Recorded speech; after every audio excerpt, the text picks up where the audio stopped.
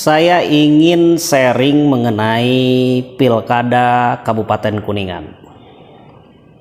Sebagaimana kita tahu ya, di bulan November 2024, jika tidak berubah, di Indonesia akan dilaksanakan pilkada, baik calon gubernur di provinsi maupun calon wali kota atau calon bupati di kota atau kabupaten.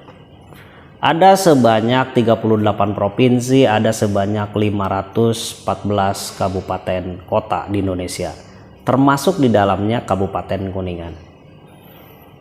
Kalau bicara kondisi dan prediksi ke depan tentang pilkada, itu tidak terlepas dari perilaku mulai dari tatanan elit sampai dengan tatanan pemilih. Kalau dari tatanan elit tentu ini tergantung bagaimana kesepakatan politik ya antar partai politik di dalam membentuk koalisi dan kemudian mengusung bakal calon ini menjadi calon. Tergantung bagaimana pendekatan antar partai, komunikasi antara calon dengan koalisi, kesepakatan berbagai pihak di elit intinya ya, kemudian menghasilkan calon yang akan diusung. Dan tidak kalah menariknya juga adalah bagaimana perilaku pemilih, karena bagaimanapun juga di dalam pemilihan pilkada ini kan tergantung demokrasi yang dilakukan suara terbanyak. Untuk mendapatkan suara terbanyak sebagaimana pilpres, pemilihan legislatif kemarin, itu tergantung elektabilitas pilihan. Untuk mendapatkan pilihan ini kan tentu banyak faktor, diantaranya seberapa dikenal, popularitas, seberapa disukai, accept atau likabilitas. Dan biasanya kalau saya melihat dari pengalaman-pengalaman di pilkada-pilkada yang lain dan sebelumnya ya, saya melihat umumnya agak sama ya, bahwa polanya kalau masih ada incumbent yang maju lagi, biasanya incumbent itu menjuarai,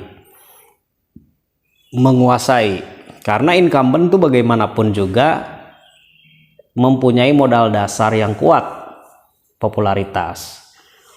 Karena selama menjabat ini kan secara tidak disadari dia tentu dikenal masyarakatnya. Kemudian jika tingkat kepuasan masyarakat terhadap kepala daerah yang sedang menjabat tersebut bagus, itu biasanya berbuah elektabilitas tuh.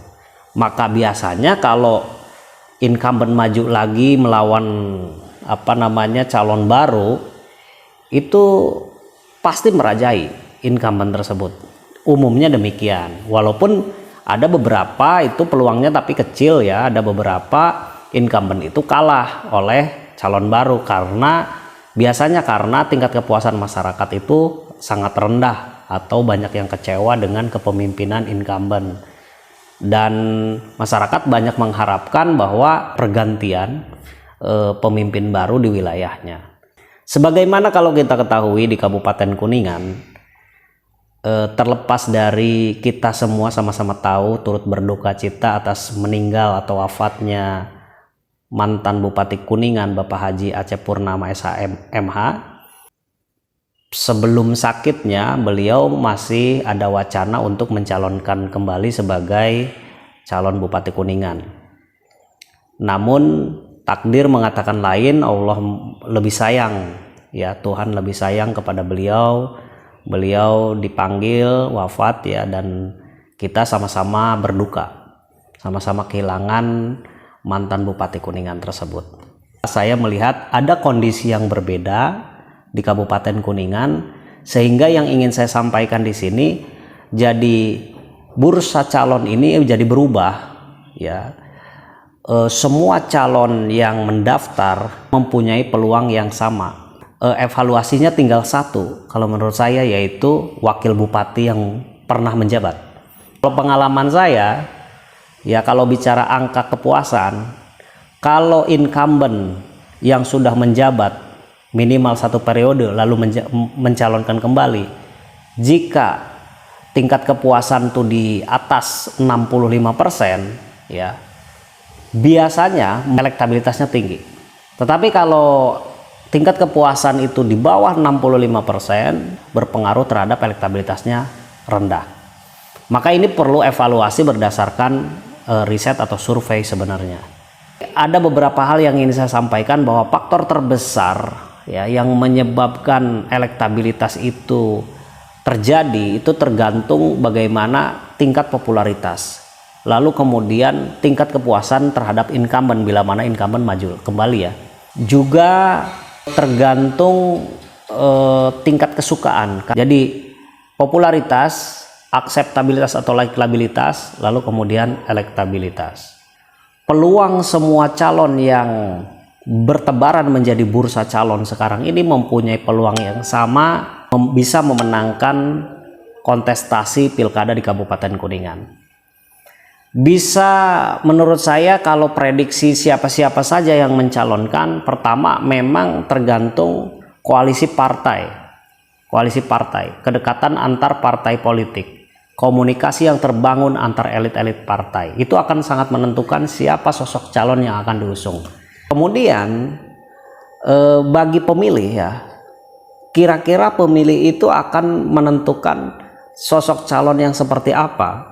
Biasanya program gagasan yang ditawarkan kepada masyarakat itu akan dinilai akhirnya oleh masyarakat yang menjadi harapannya. Jadi antara program gagasan atau solusi atas masalah-masalah yang ada di Kuningan itu apakah cukup logis, bisa ditangkap, diserap oleh sebagian besar harapan masyarakat, itu akan sangat menentukan tentang tingkat kesukaan dan elektabilitas.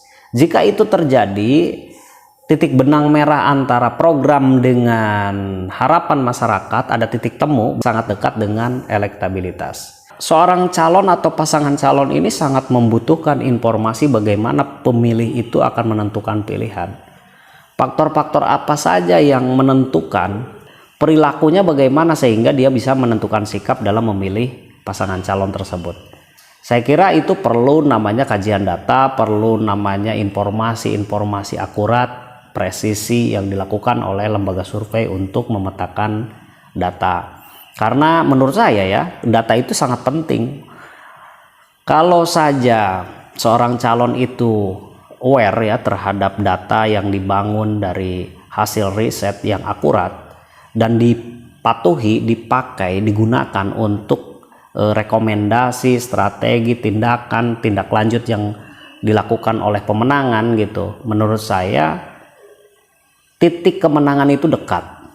Saran saya yang pertama adalah patuhi data. Data itu harus ada sebagai kompas, ya, rekomendasi politik, sehingga kegiatan-kegiatan yang dilakukan itu berjalan sesuai dengan realnya, dan kemudian juga bisa memprediksi, bisa mengevaluasi apa yang sedang terjadi, apa yang akan terjadi ke depan, melihat popularitas bursa calon, akseptabilitas, likabilitas bursa calon, dan elektabilitas bursa calon ke depan.